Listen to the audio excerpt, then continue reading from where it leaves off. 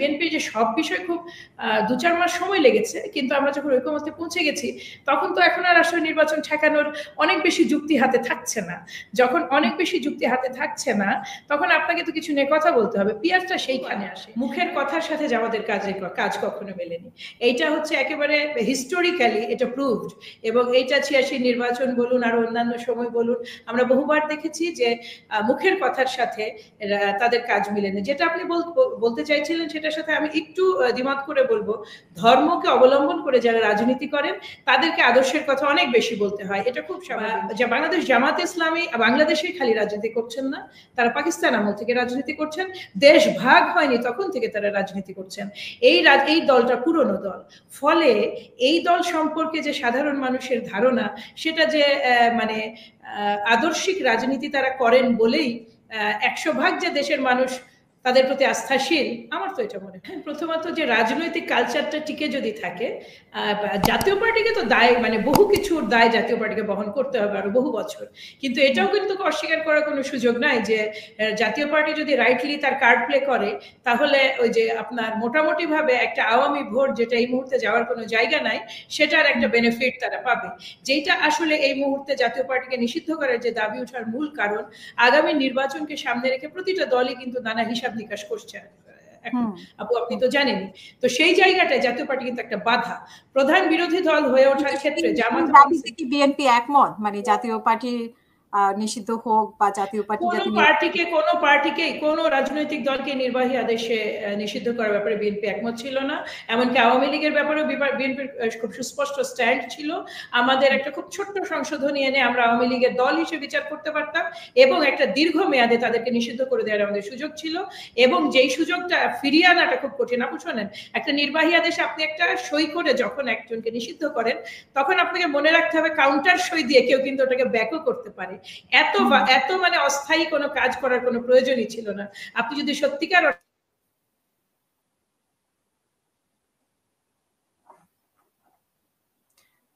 আইনগত ব্যবস্থার আসলে বিকল্প নাই, কিন্তু তৎকালীন আমাদের কিছু করার ছিল না।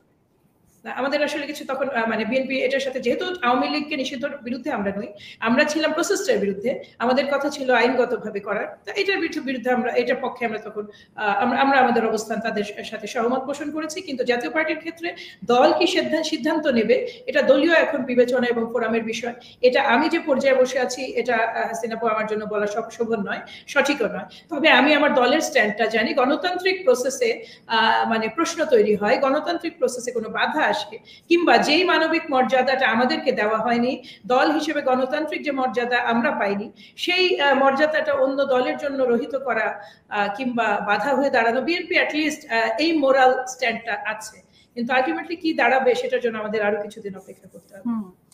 কিন্তু কিছু দল একমত পোষণ করেছে, কিন্তু অনেকে বলছে যে জাতীয় পার্টির সাথে মানে বিভিন্ন দলের হিসাব নিকাশ, যেটা আপনি বলছিলেন এখানে জামাতের একটা হিসাব নিকাশ আছে, সেখানে মানে জাতীয় পার্টি যদি নির্বাচন করে সেখানে জামাতের ভোট কিছুটা কম পড়া বা বিরোধী দল আসলে কে হবে সেটা নিয়ে একটা প্রধান বিরোধী দল হয়ে ওঠার সুযোগ কমে যাবে, সেটা নিয়ে একটা সংশয় তৈরি হয়েছে। তো সেই ক্ষেত্রে জামাতের পক্ষ থেকেই মনে হয় বেশি আওয়াজটা আসছে এবং কিছু দল বলছে যে এখানে, আর এখানে মানে জামাতও তো বিভিন্ন ভাবে চেষ্টা করছে নির্বাচনটা যাতে পেছানো যায়, যদিও তারা স্পষ্ট করে বলে নাই, কিন্তু পিআর পদ্ধতি নিয়ে অনেক আলোচনা করছে। তো সেই ক্ষেত্রে আপনার কি বলার আছে যে এই যে জামাত সবচেয়ে বিরোধিতা করছে জাতীয় পার্টির ব্যাপারে এবং পিআর পদ্ধতি, এটা কি তাদের একমাত্র উদ্দেশ্য যে নির্বাচন পেছানো বা নির্বাচনে নিজেদের হিসাব নিকাশ মেলানোটা তাদের জন্য কঠিন হচ্ছে কিনা, বা তাদের জনপ্রিয়তা নিয়ে তাদের একটা আতঙ্ক হচ্ছে কিনা, বা সেটা কিসের জন্য বলে আপনি মনে করেন? না, আসলে হাসিনা আপু যেটা হয় সেটা হচ্ছে নির্বাচন যত এগিয়ে আসবে নানা দলের নানা এজেন্ডা থাকবে, তারা সেটা মানে রিলেভেন্টও তো থাকতে হবে, নির্বাচনী আলোচনায় রিলেভেন্সও তো থাকতে হবে। মোটামুটি ভাবে আমার ধারণা 5ই আগস্টের পরে এক ধরনের ক্যালকুলেশন এই ছোট অন্যান্য দলগুলোর মধ্যে ছিল যে প্রধান বিরোধী দল হয়ে ওঠার মানে সুযোগ আছে কিনা, সেখানে মানে এমনকি ক্ষমতাসীন দল মানে রাষ্ট্র ক্ষমতা পরিচালনার দায়িত্ব পাওয়ার সুযোগ আছে কিনা, সেই ক্যালকুলেশন কিন্তু সহজ ক্যালকুলেশন না, এবং সত্যিকার অর্থে মাঠে গেলে অনেক কিছুই আর হিসাবগুলো যেগুলো আপনি ফেসবুকে বলুন, টেবিলে বলুন, এটা খাতা কলমে যত সহজে ছক কেটে একটা ভোটের হিসাব দেওয়া যায়, মাঠ কিন্তু সবসময় ভিন্ন কথা বলে। আমার ব্যক্তিগতভাবে ধারণা হচ্ছে যে মাঠ জরিপের পরে কিংবা মাঠের কাছাকাছি হওয়ার পরে এটা তারাও খুব ভালোভাবেই জানেন। সেই ক্ষেত্রে জাতীয় পার্টি ডেফিনেটলি একটা ছোট দলগুলোর জন্য threat, but at the same time জাতীয় পার্টিকে নিয়ে এই মানে সংখ্যা উড়িয়ে দেওয়ার সুযোগ নাই, যেটা আসলে কি আমরা সত্যিকার অর্থে সমস্ত আওয়ামী ভোটার কি বাইরে রাখতে চাই? এই প্রশ্নটা কিন্তু একটা খুব বার্নিং কোশ্চেন। কারণ ভোটাররা কি আসলে পার্ট ছিল?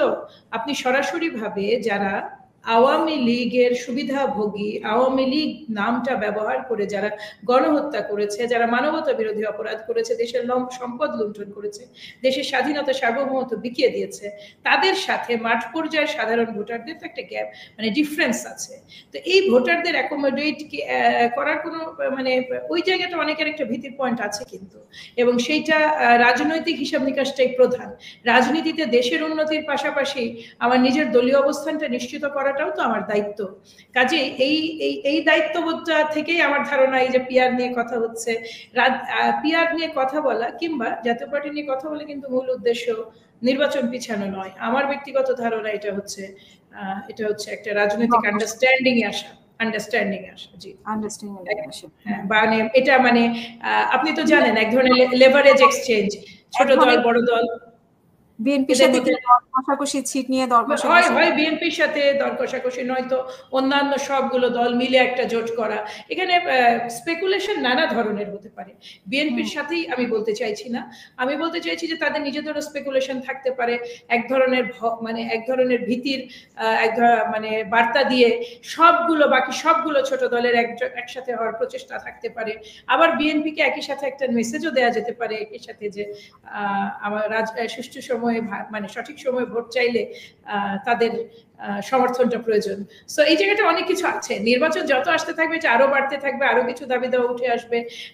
আমাদের যখন ঐক্যমত্য কমিশনে আলাপ আলোচনাগুলো শুরু হয় হাসিনা আপু, তখন এমন কিছু ইস্যুস ছিল সবাই মনে করেছিল বিএনপি কখনো এগ্রি করবে না।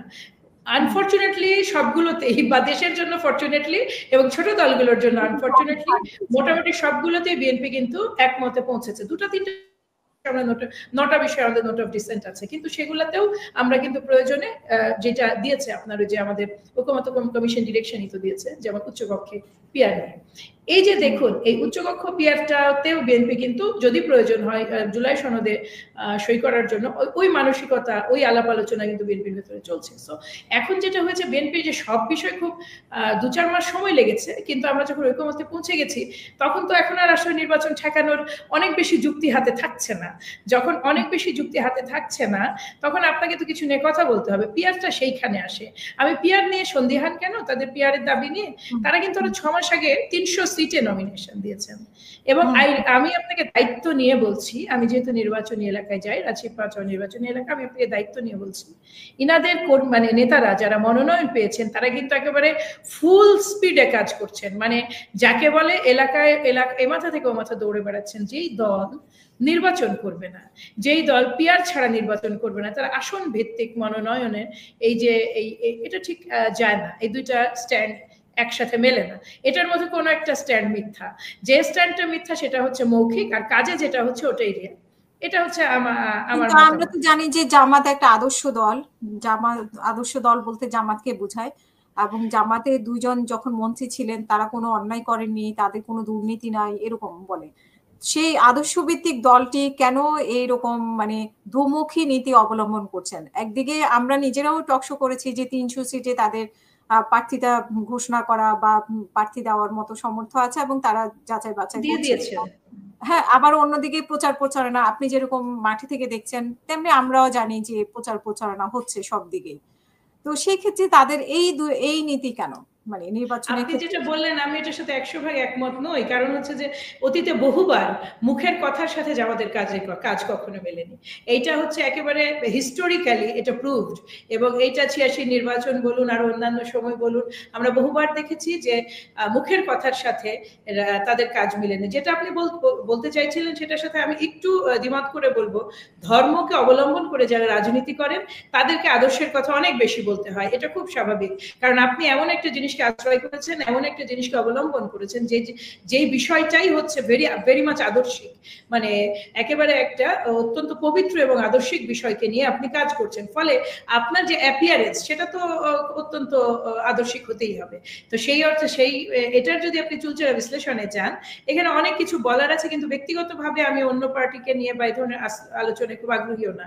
কারণ হচ্ছে যে তাদের রাজনীতি করেন, বা বাংলাদেশ জামাত ইসলামী বাংলাদেশে খালি রাজনীতি করছেন না, তারা পাকিস্তান আমল থেকে রাজনীতি করছেন, দেশ ভাগ হয়নি তখন থেকে তারা রাজনীতি করছেন। এই দলটা পুরনো দল, ফলে এই দল সম্পর্কে যে সাধারণ মানুষের ধারণা, সেটা যে মানে আদর্শিক রাজনীতি তারা করেন বলেই 100% যে দেশের মানুষ তাদের প্রতি আস্থাশীল, আমার তো এটা মনে হয়নি। তাহলে তো এর আগে বহু নির্বাচন গেছে। বাদ দিলে আর কি 71-এর প্রসঙ্গ যদি আমরা বাদ দিই, না 71-এর প্রসঙ্গ আমি টানিনি, আমি 47 থেকে আপনাকে বলছি, আমি বলতে চাইছি বয়স হিসেবে বলতে চাইছি।